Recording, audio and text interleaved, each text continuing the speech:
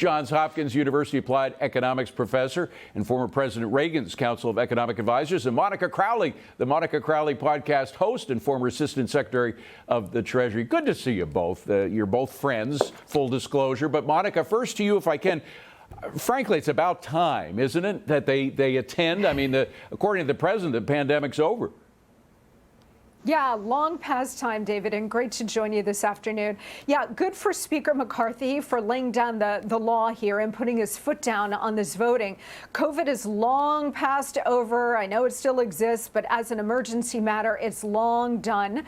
And members of Congress were simply not showing up for work.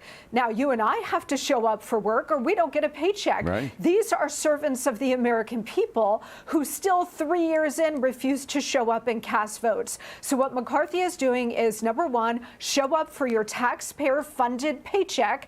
And number two, we want you on the record in person facing the American people taking these hard votes, whether it's on the economy, whether it's on the border, whether it's impeaching Homeland Security Secretary Mayorkas, whether it's on a whole range of issues that they're going to bring to the floor. We want you there in person and accountable to the American people. And by the way, let's just be clear that they weren't using the proxy votes because of sickness. They were using it to go to fundraisers and things like that. They weren't doing their job by voting proxy. They were doing other things. Steve, obviously one of the biggest things they're going to be voting on most recently is the debt ceiling, raising the debt ceiling or doing something else, compromising in some way, although they both sides say they're not going to compromise. You had a piece in National Review with a very provocative title. It was called "Time to Put a Break on the Debt Ceiling Charade." What is a debt ceiling charade?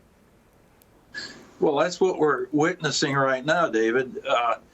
We run into these debt limits periodically, and what happens? They always get raised. And of course, the debt, if you go back to 2001, for example, the debt has gone up about 6 times what it was back then. So it just goes up and up and up, and that's what will happen this time. They eventually will pass the thing, and the debt will increase. And this causes a big problem because what we have here is a case of lying prices, David. We're not required to pay the full charge for what's being spent by the federal government. And as a result, what if you were given a big cut, a big discount on a car, and they told you, oh, don't worry about that, we'll give you credit, and that will be paid by somebody else at some future point in time. You'll buy a gold-plated car, and that's exactly what's going up. If you don't have to pay the price, you'll just use your credit card and get the best that you can. I mean, it's that simple. And you've got an answer. I want to go to Monica before we got the answer to all this, and that is, isn't it too late, Monica? We have a debt that's 135% greater than our entire economy year by year. It's just so big. And I mean, we did have a balanced budget once. I know the debt and the deficit are two different things, but we did balance a budget during Clinton. And when Newt Gingrich was running Congress, they had a great deal together that cut spending. But I just wonder how they can do it now. Yeah, I mean, we cannot go on like this as a country. We're over $31 trillion in debt, David. So a couple of things need to happen here, primarily cutting spending. That's what the Republicans are going to the White House about. And of course, the Democrats and the White House don't want to have any part of this. But you know what? People forget that the laws of economics are hard and fast.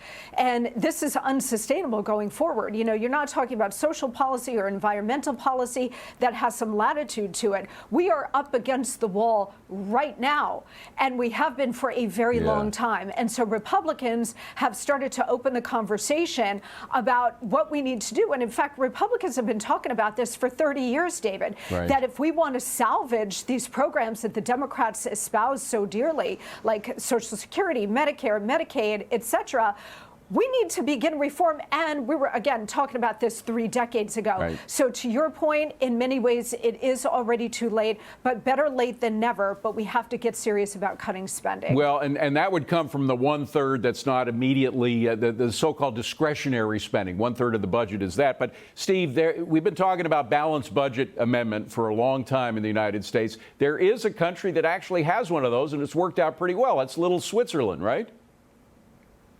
You better believe it. The Swiss have a well-oiled machine.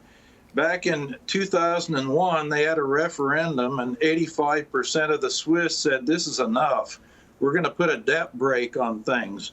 And at that time, the debt as a percent of GDP was 29.7%, and the Swiss were up in arms. They thought that was way too high. As a result of this debt brake, it went down to 18.7% of GDP. With COVID, it's gone up.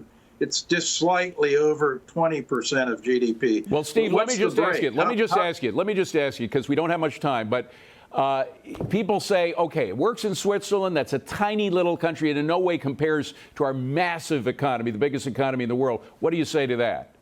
But that's ridiculous. We have no rules. That's the point. We've got an ad hoc bunch of clowns running around in Washington in both parties. Nothing ever happens. The debt keeps going up. We have no fiscal rules. The Swiss have a fiscal rule, and that says that government spending in Switzerland cannot go up faster than the GDP potential of Switzerland. Wow. That means you can't have government creep. The government will not become any larger relative to the total size of the economy. That's one aspect of it. And the other part of the break is that over time, they must balance the budget. All right, let me get Monica back in. Monica, is there any chance during the next 2 years, as Republicans hold on to the majority in the House, that they could put forth something like this in a bill? I know the Senate wouldn't go for it, the president wouldn't sign it, but could they at least present it as a bill? Well, you know, there is the economic and fiscal necessity for exactly what Steve laid out. But the other component to this, David, is the political will. I think in the Republican House, there's absolutely the political will to put something like this forward. But then, of course, it would die in the Senate. And even if by some miracle it made it through the Senate, the president would certainly veto this. They have no incentive whatsoever to rein in spending. But again, at some point, the hard laws of economics are going to put the brakes on for us. And that is going to be a tremendously painful moment for this country. The reason why we started with talking about the proxy vote, people are going to have to put their name on being against a balanced budget amendment, and that may come back to bite them as politicians. So they may have to think twice about it, make it easier to present it again if Republicans ever get the White House and the Senate once again. Hey, guys, great to see you. We got to leave it at that. Steve, wonderful to see you. I haven't seen you in a long time. Monica, I hope to see you soon. Great to see you, David. Thanks very much. Well,